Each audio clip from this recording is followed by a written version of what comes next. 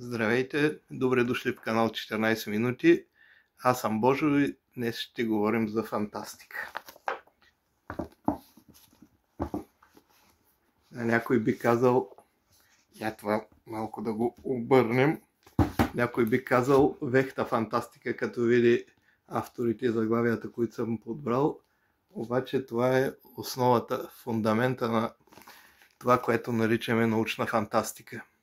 Вярно, че по времето на тези автори има много други велики имена, като Клифърд Саймън, Бредбъри.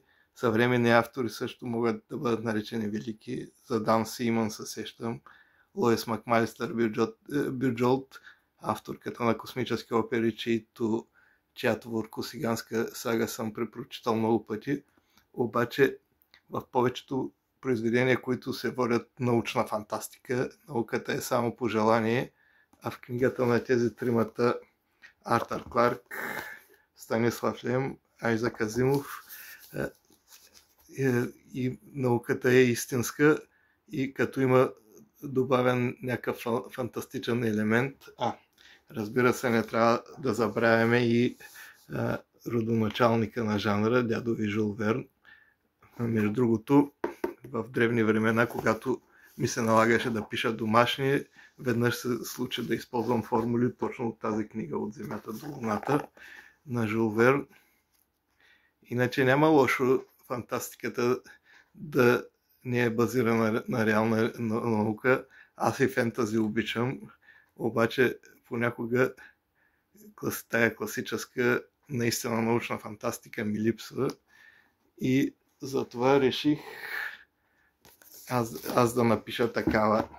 Моята книга 14 минути до изгрева, издадена от Човешката библиотека. Така, виждали се добре. Дали е добра книгата, аз като автор не би трябвало да давам оценки, затова да се доверим на специалистите и професионалистите.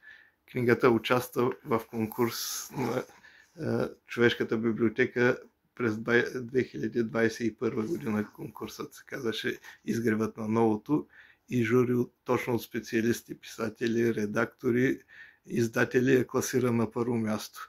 Като трябва да се има предвид, че в конкурса печеленето на награда не беше задължително, можеше и всички да останат под чертата, но тогава моята книга, както още една за една хромозома повече на Невена Паскалева, спечелиха първото място, поделиха си го. За съжаление, книгата на Невена още не е излязла. Когато излезе, когато е готова, ще разкажа и за нея.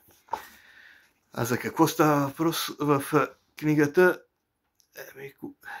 Ще ви разкажа в следващото видео, защото все пак да имаме време и за четене, не само да гледаме видео. Иначе повече информация може да видите в линковете отдолу, които излизат току-що. Можете и да пишете на адреса последниятнорок@gmail.com. Да, последният еднорог се крие в Човешката библиотека, то къде другаде може да се скрие един еднорог, освен в библиотека. Линковете ги има и долу в описанието. За сега, чао!